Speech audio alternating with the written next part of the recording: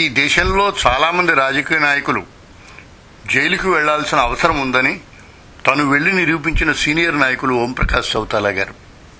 వారు ఉపాధ్యాయుల నియామకం విషయంలో పెద్ద కుంభకోణాన్ని జరిపి జైలుకు వెళ్లి బుద్ధిగా చదువుకుని తన 82వ ఏట ఇప్పుడిప్పుడే ఇంటర్మీడియట్ పరీక్ష పాస్ అయ్యారు. వారు తిహార్ జైల్లో గత 4.5 ఏళ్లుగా ఉంటున్నారు. ఇది దేశ చరిత్రలో మార్గదర్శకమైన పరిణామంగా నేను భావిస్తున్నాను. ఈ వార్తను ముఖ్యంగా లల్లూ ప్రసాద్ వంటి వారు శ్రద్ధగా గమనించాలి. వారు గడ్డి కుంభకోణంలో ఆ మధ్య జైలుకి వెళ్ళి వచ్చారు. ఆ సమయాన్ని వారు వృధా చేసుకున్నారని చౌతాలా గారిని చూస్తే మనకు అర్థమవుతుంది. ఆ సమయంలో కనీసం 2వ ఫారం చదివినారే ప్రభుత్వం ఫైళ్లు చదువుకోవడానికి ఉపయోగపడేది.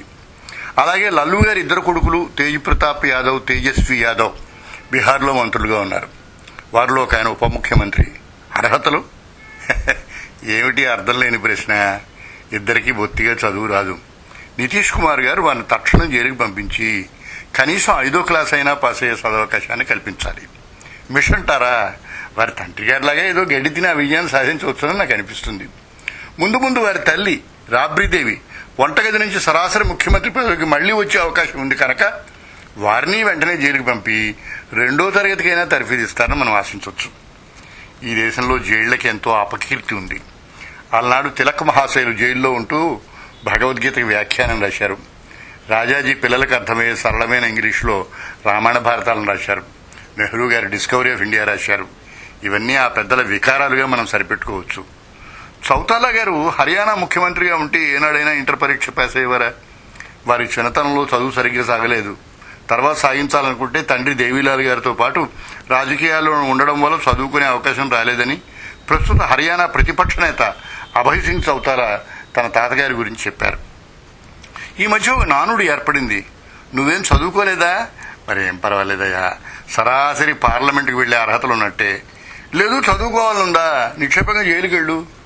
ఈ దేశంలో ఏ అర్హత అక్కర్లేని వ్యాపకం ఒకటే రాజకీయ రంగం. చదువుకుంటే గుమస్తా అవుతావు, చదువు లేకపోతే మంత్రి అవ్వచ్చు. రేపటి నుంచి జస్టిస్ కర్ణన్ వంటి వాళ్ళు జైళ్లలో ఉంటారు.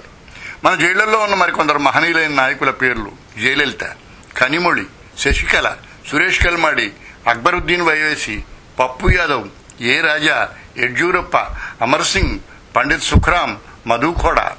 అయితే వీరంతా జైళ్లను సద్వినియోగం చేసుకోలేదనే చెప్పాలి. తను హత్య కావించబడ్డానికి ముందు, చాలా కాలం ముందు, చర్లపల్లి జైలు నుంచి జూలకంటి శ్రీనివాస్ అనే మొద్దుసీను నా నవల సాయంకాలం అయింది చదివి 4 పేజీలు ఉత్తరం రాశాడు. ఆ నవల ఉత్తరం రాసిన మరొక ఆయన కూడా ఉన్నారు. ఈ దేశ మాజీ ప్రధాని పివి నరసింహారావు గారు. ఈ 2 ఉత్తరాలు నా దగ్గర భద్రంగా ఉన్నాయి. అయితే మొద్దుసీన్ ఉత్తరం కొట్టొచ్చినట్టు నాకు గుర్తుకొస్తూ ఉంటుంది. కారణం, అతను జైల్లో లేకపోతే కళ్ళలో కూడా నవల చదివి ఉండడు. ఏకాంతం అంతర్ముఖుడిని చేస్తుంది. ఆ నిశ్శబ్దం తనకు లేనిది, తను కోల్పోయింది గుర్తుకు తెస్తుంది. తీరిక, నిస్సహాయమైన ఏకాంతం దాన్ని భర్తీ చేసుకునే విసులుబాటును కల్పిస్తుంది. అందుకు కనీసం ఒక నేరమైనా చేయాలి, జైలుకు వెళ్లే అర్హతను సంపాదించుకోవాలి. అప్పుడు కనీసం ఇంటర్మీడియట్ చదువైనా అవుతుంది. లేకపోతే ఏమవుతుంది? మీరు ఏ రాష్ట్రానికైనా ముఖ్యమంత్రులు అయిపోతారు, లేదా జైలుకు వెళ్లే తల్లిదండ్రులు ఉంటే పార్లమెంట్ సభ్యులైనా అయిపోతారు. ఈ దేశం ఎంతటి అజ్ఞానాన్నైనా తట్టుకుని భరించగలదు. ఈ సంస్కృతికి ఉన్న మన్నిక అది. కానీ జ్ఞానం ఎక్కడో జైళ్లలో భద్రంగా ఎదురు చూస్తూ ఉంటుంది. కనుక నాయకులకు ఇదే నా పిలుపు: చౌతాలాని మార్గదర్శకులుగా గ్రహించండి. సత్వరంగా ఏ ఉపాధ్యాయుల కొంపలో ముంచండి, లేదా గడ్డి తినండి. మీ చదువులు మీకోసం జైళ్లలో భద్రంగా ఎదురు చూస్తున్నాయని మర్చిపోకండి.